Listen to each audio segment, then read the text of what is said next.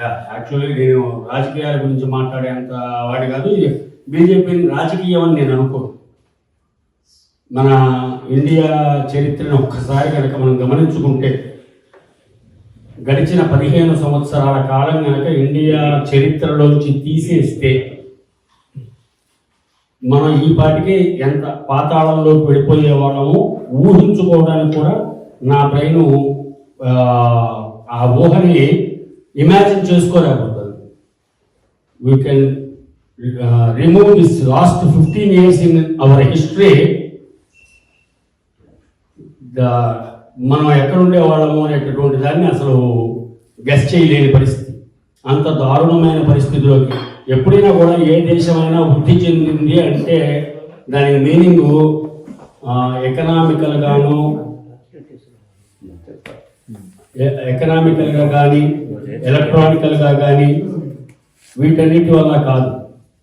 సంస్కృతి, సంప్రదాయము, సిద్ధాంతము, సనాతనము, మనదైనటువంటి ఒక సంస్కృతి ఉంది మనకి.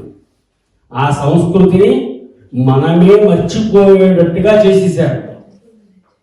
మనలోంచి నెమ్మదిగా దాన్ని తొలగించే ప్రయత్నం దశాబ్దాలుగా జరిగిపోయింది.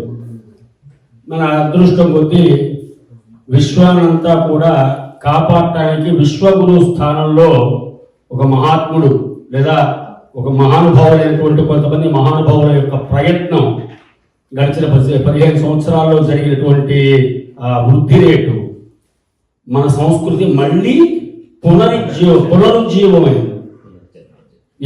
వాస్తవంగా అణిగిపోతున్నటువంటి స్థితిలోంచి మళ్ళీ ప్రాణం పోసుకున్నట్టుగా అయింది. దానికి కారకులుగా విశ్వ హిందూ పరిషత్ కానీ బీజేపీ కానీ ఏదైనా సరే వాళ్ళు మనకి అక్కడ ఉండడం అనేటటువంటిది మన అదృష్టంగా మాకు నాకంత పెద్దగా నేను ఫాలో అవ్వను కాబట్టి నాకు తెలియదు కాబట్టి నాకున్న నాలెడ్జ్కి నాకు అది జరిగిందని నేను అనుకుంటున్నాను.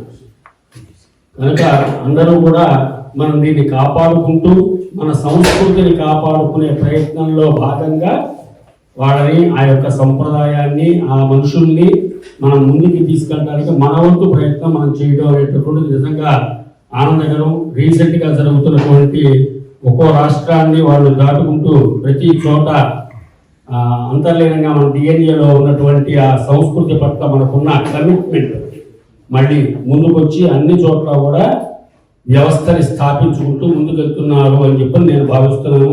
అందులో నన్ను కూడా ఒక పార్టీ చేసి 2 ముక్కలు మాట్లాడుకున్నారు కాబట్టి మాట్లాడడం జరిగింది. మిగతావన్నీ కూడా వాళ్ళు మాట్లాడతారు. మీరందరూ కూడా చక్కగా విశ్వం అంతా కూడా శాంతి చెందాలని, సామ్రాజ్యం, భోజ్యం, స్వరాజ్యం, వైరాజ్యం, ఇప్పుడు నేను చెప్పింది కూడా మీ అందరికీ నీళ్లు జరుగుతూ ఇదే మంత్రం. సామ్రాజ్యం, భోజ్యం, స్వరాజ్యం, వైరాజ్యం, పారమేష్ట్యం, రాజ్యం, మహారాజ్యమాధిపత్యం. సామ్రాజ్యం, స్వరాజ్యం, వైరాజ్యం ఇవన్నీ కూడా ఏంటంటే సంస్కృతిని శాశ్వతం చేసేటటువంటి పాలకుడు హెడ్గా ఉండేటటువంటి స్థితి ఎక్కడైతే ఉంటుందో ఆ రాజ్యం సుభిక్షమైనది అని చెప్పాను. అది ప్రస్తుతం నాకు భారతదేశంలో ఏర్పడుతోంది అని భావిస్తున్నాను.